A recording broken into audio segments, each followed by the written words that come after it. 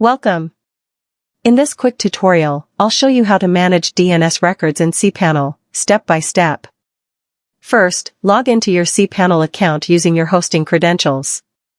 Once you're in, scroll down to the Domains section and click on Zone Editor. Here, you'll see all the domains associated with your hosting account. Find the domain you want to manage and click Manage.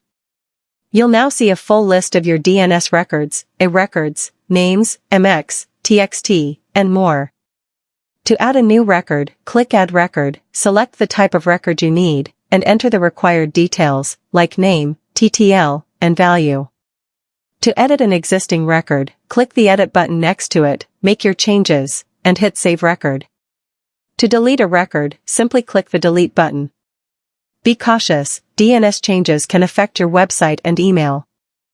DNS changes may take up to 24 hours to propagate, so be patient. And that's it.